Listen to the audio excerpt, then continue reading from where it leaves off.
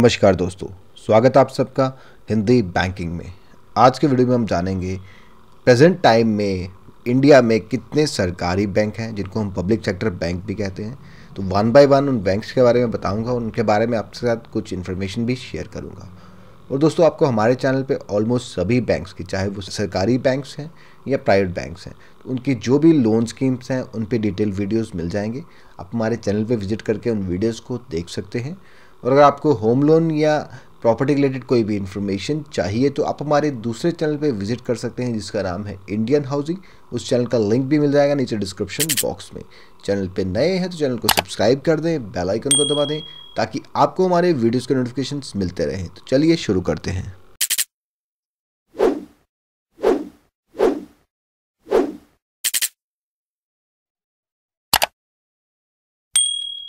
आइए दोस्तों, जानते हैं इंडिया के सरकारी बैंकों के बारे में जिनको पब्लिक सेक्टर बैंक्स भी कहा जाता है। तो वन बाय वन मैं आपको बताऊंगा according to size of bank. तो सबसे बड़ा बैंक है उसके बारे में सबसे पहले बात करेंगे। तो वैसे वैसे सबसे लास्ट में जो सबसे छोटा बैंक है उसकी बात होगी। ये सारे सरकारी बैंक हैं जो प्रेजेंट टाइम में बच गए हैं मर्जर्स के बाद में, और पता नहीं ये कब तक रहेंगे, कब तक सरकार इनको, आने वाले टाइम में प्राइवेटाइजेशन का भी हो रहा है, क्या पता कब तक ये प्राइवेट भी हो जाएंगे। बट प्रेजेंट टाइम में ये सरकारी बैंक्स अवेलेबल हैं, लोगों को सेवाएं दे रहे हैं। तो सबसे बड़ा बैंक है इंडिया का state bank of India. India के ऑलमोस्ट हर कोने में आपको स्टेट बैंक ऑफ इंडिया की ब्रांच मिल जाएगी। तो इसके फाउंडर्स से घनश्याम दास बिरला, 1 जुलाई 1955 को इसका फाउंडेशन हुआ था। तो अगर देखा जाए तो स्टेट बैंक ऑफ इंडिया की रूट्स बहुत पुरानी है, अराउंड 200 साल पुरानी होंगी। किसी और नाम से स्टार्ट हुआ था, तो एवोल्यूशन होती गई, चेंज होता गया। तो फाइनली 1 जुलाई 1955 को ये स्टेट बैंक ऑफ इंडिया बन गया था। पूरी हिस्ट्री तो हम डिस्कस नहीं करेंगे यहाँ पे, बस मोटे मोटे फैक्ट्स आपको बताऊंगा। अगर पूरी हिस्ट्री की बात करेंगे तो बहुत ज़्यादा लंबा वीडियो हो जाएगा, तो एक ही बैंक की हम बात भी बड़ी मुश्किल से कर पाएंगे। तो फाउंडर थे घनश्याम दास बिरला। SBI के हेडक्वार्टर्स जो है वो मुंबई में है, और प्रेजेंट टाइम में 22,219 ब्रांचेज हैं और 62,617 ATMs हैं। Branches are growing day by day. Maybe जब का मैंने ये डाटा लिया है उस टाइम के बाद में और ब्रांचेस बढ़ गई होंगी। तो branches are growing day by day क्योंकि स्टेट बैंक बहुत हैविली एक्सपेंशन कर रहा है। स्टेट बैंक की ब्रांचेस आपको ऑलमोस्ट हर नोक कॉर्नर में मिल जाएंगी, इवन कि हिली एरियाज़ में भी आपको स्टेट बैंक की ब्रांचेस मिल जाएंगी। 2.5 लाख के करीब एम्प्लॉयज़ हैं। चेयरपर्सन जो हैं दिनेश कुमार खरा हैं presently state bank of India के। और हाल ही में जो सबसे पहला मर्जर हुआ था वो स्टेट बैंक के साथ ही हुआ था। State bank of Bikaner, Jaipur, Hyderabad, Mysore, Patiala, Travancore, Bharatiya Mahila bank, ये सभी बैंक्स का विलय हो गया था स्टेट बैंक ऑफ इंडिया में।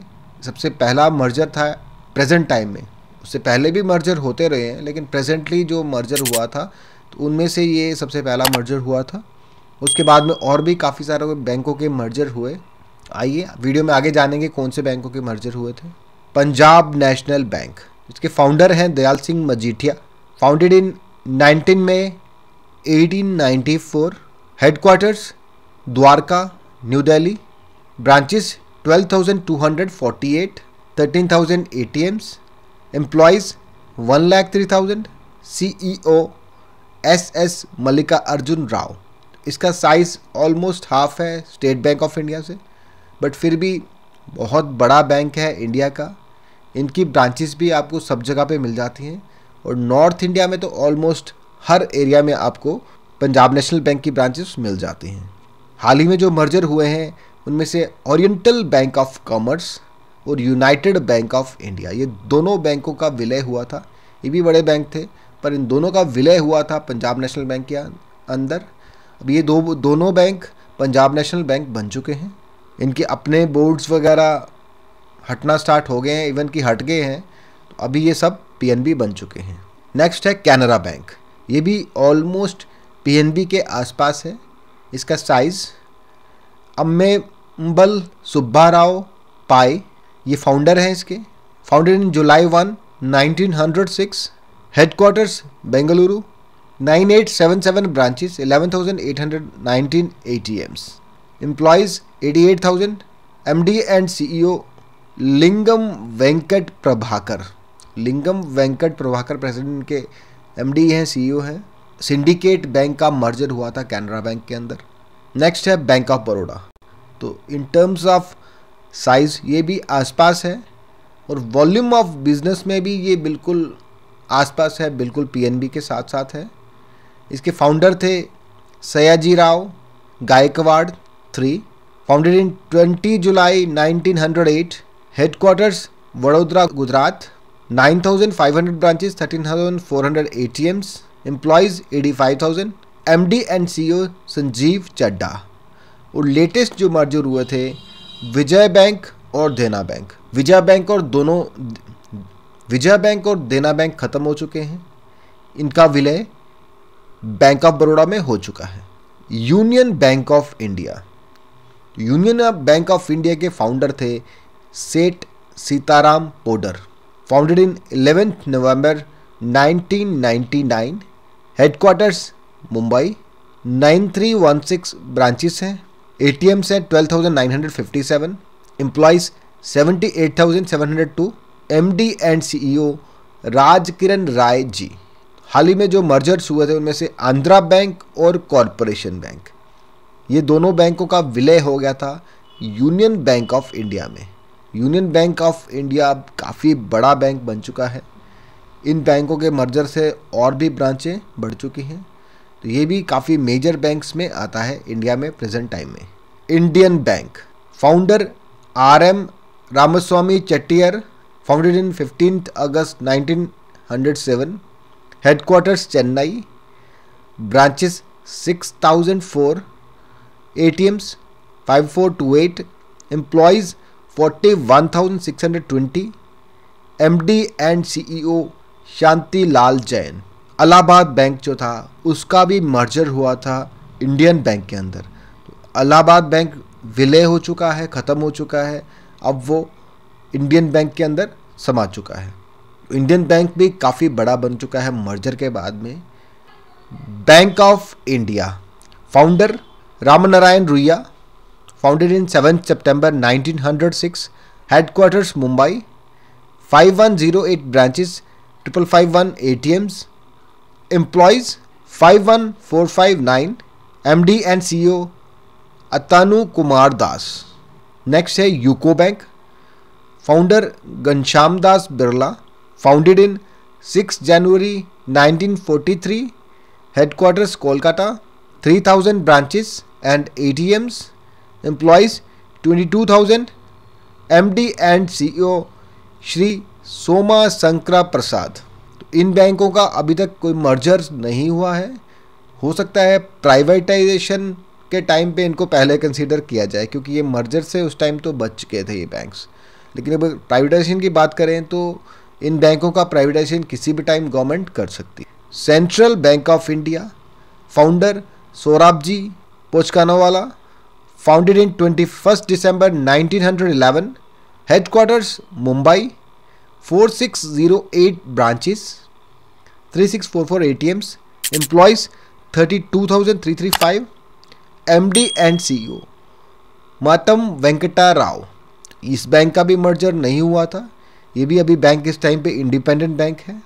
नेक्स्ट गवर्नमेंट बैंक है इंडियन ओवरसीज बैंक, फाउंडर है MCT Chidambaram Chettiar, founded in 10 Feb 1937, headquarters Chennai, 3615 branches and ATMs, employees 23,759, MD and CEO Partha Pratim Sen Gupta.